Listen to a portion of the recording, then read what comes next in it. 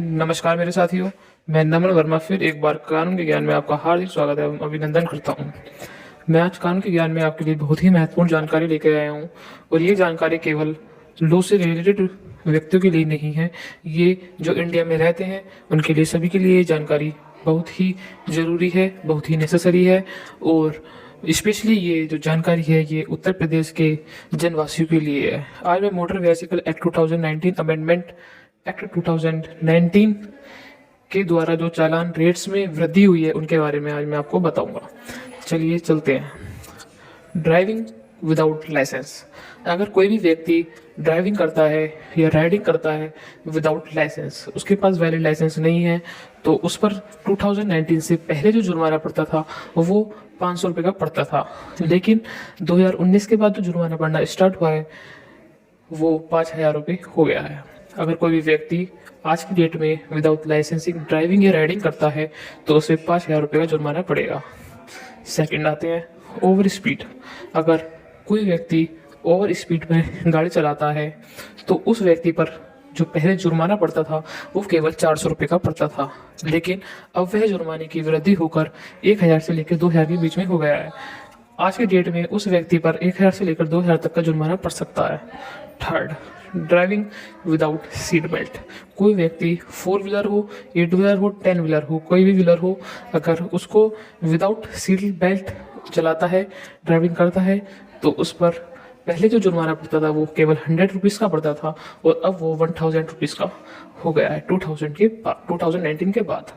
अब चलते हैं विदाउट इंश्योरेंस। अगर कोई व्यक्ति विदाउट इंश्योरेंस की गाड़ी अगर चलाता है तो उस व्यक्ति पर जो जुर्माना है वह 2019 से पहले 1000 रुपये का था, लेकिन अब वह जुर्माना जो है 2000 का हो गया है।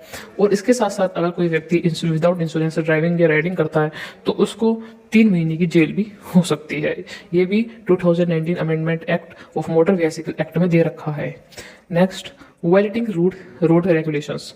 कोई व्यक्ति अगर रोड रेगुलेशंस जो है वो तोड़ता है, जो कि रोड के साइड में भी दे रखे होते हैं यातायात नियम, अगर उनको तोड़ता है तो पहले उस पर जुर्माना पड़ता था 100 रुपये, लेकिन अब वो जुर्माना बढ़कर 500 से लेकर 1000 तक हो गया है 2019 के बाद। अगर कोई व्यक्ति डेंजरस ड्राइविंग करता है, डेंजरस ड्राइविंग का मतलब जैसे कि आजकल नए लड़के हैं, नए उम्र के, वो ऐसे सांप की तरह गाड़ी चलाते हैं, सांप चलता है ना, रेंगता है, ऐसा जो ड्राइविंग करते हैं, मतलब उसे बोलते हैं हम डेंजरस ड्राइविंग, जिससे उसको कुछ क्षति पहुंचने का पूरी उम्मीद होगी भाई अगर ये ऐसा ड्राइविंग कर रहा है तो उसको कहीं ना कहीं क्षति पहुंचेगी। अगर कोई ऐसा व्यक्ति डेंजरस ड्राइविंग कर रहा है तो उस पर जो पहले जुर्माना पड़ता था वो केवल 1000 का पड़ता था, पर अब वह जुर्माना 5000 का पड़ गया है after 2019 amendment act of motor vehicle act.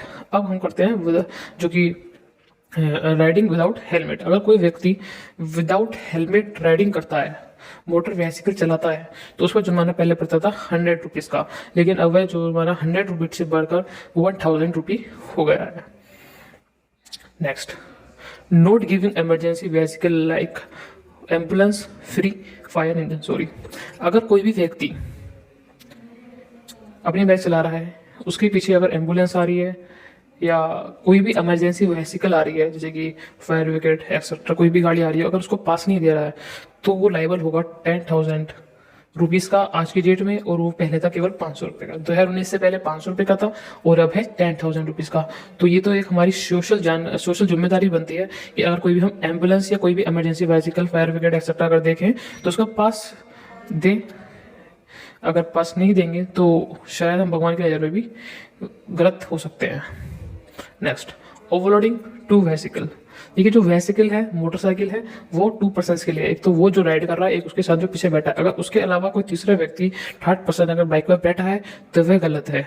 उस पर जो पहले जुर्माना पड़ता था वो पड़ता था 100 रुपीज़ का, लेकिन वह जुर्माना अब 100 रुपीज़ से बढ़कर 2000 रुपीज़ हो गया है।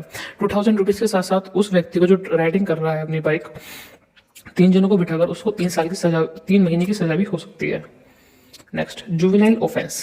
जुवेनाइल ऑफेंस जो मोटर व्हीकल एक्ट 2019 में डिफाइन करा गया है, मैं आपको बताता हूँ। अगर कोई भी व्यक्ति अपनी बाइक जो है वो